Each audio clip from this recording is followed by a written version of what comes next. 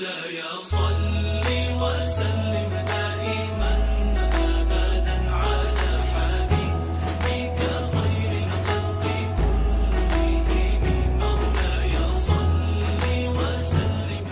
شروع کرتی ہوں اللہ کے نام سے جو بڑا مہربان اور نہایت رحم کرنے والا ہے۔ نیوز پلس کی رمضان ٹرانسمیشن پاک ہے رمضان میں آپ سب لوگوں کو خوش آمدید۔ میں ہوں آپ کی میزبان، آپ کے ساتھ مصباح لغاری۔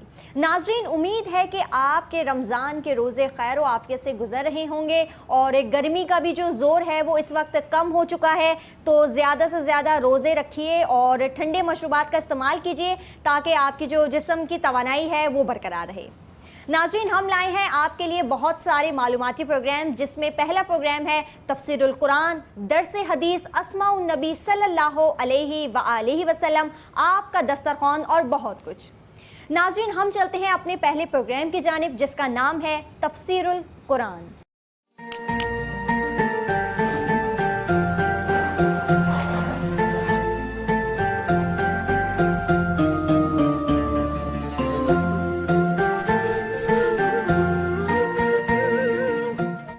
نحمده ونصلي على رسوله الكريم اما بعد فاعوذ بالله من الشيطان الرجيم بسم الله الرحمن الرحيم وقال الذين كفروا أإذا كنا ترابا وآباؤنا أإنا لمخرجون آمنت بالله صدق الله العظيم وصدق رسوله النبي الأمين الكريم۔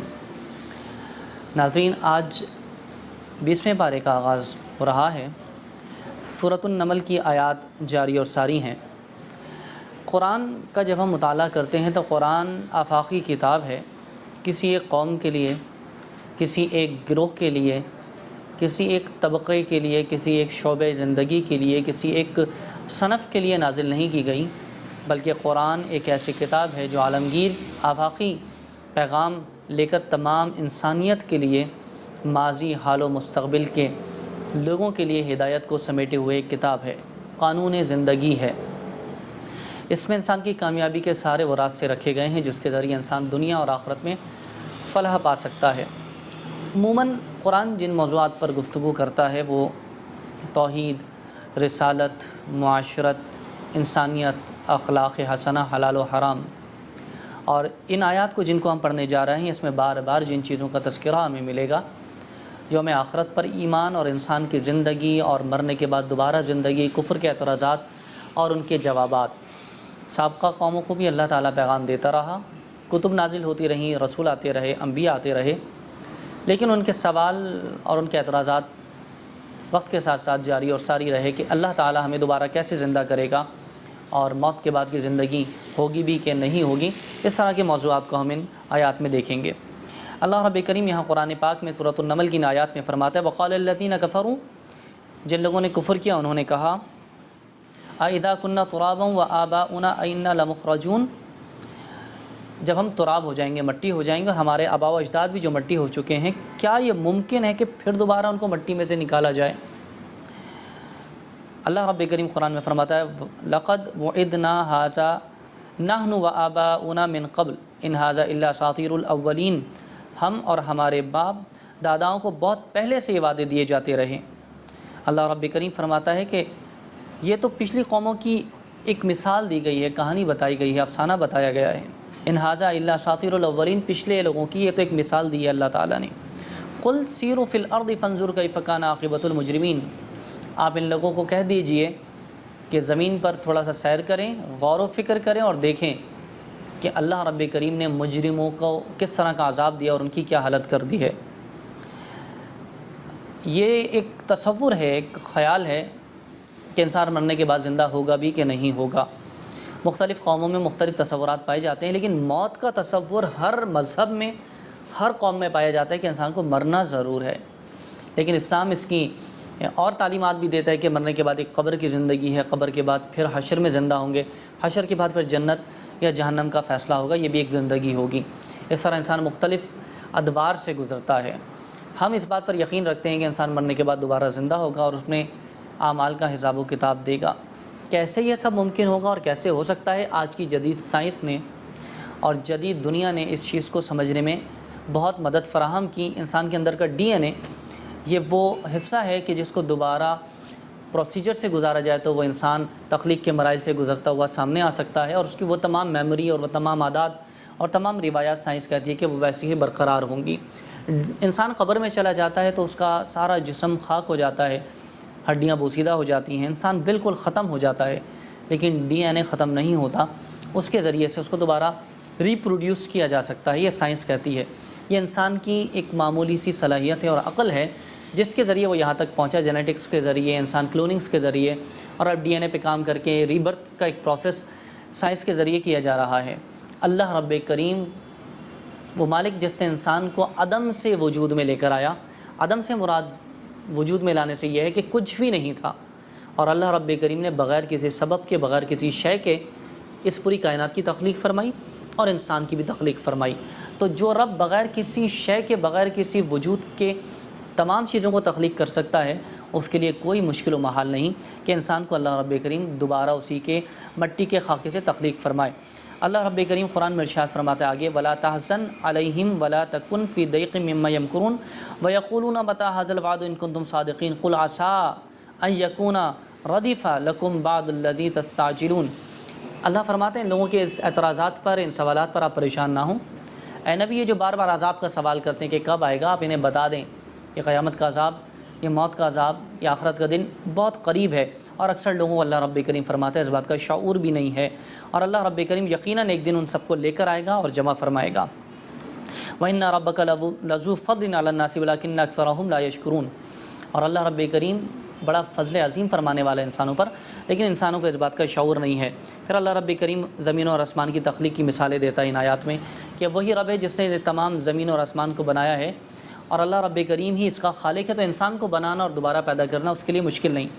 آگے اللہ رب کریم نے ارشاد فرمایا، موسیٰ علیہ السلام کا تذکرہ سورہ قصص شروع ہوتی ہے، اور سورہ قصص میں اللہ رب کریم موسیٰ علیہ السلام کا وہ قصہ بیان فرماتا ہے جب موسیٰ علیہ السلام پیدا ہوئے اور قتل کے ڈر سے آپ کی والدہ نے آپ کو ایک لکڑی کے جھولے کے اندر دریا برد کر دیا اور دریا میں چھوڑ دیا اللہ کی امانت کے تحت۔ اللہ رب کریم نے یہ واقعہ بیان فرمایا، وَأَصْبَحَ فَؤَادُ أُمِّ مُوسَىٰ فَارِغًا۔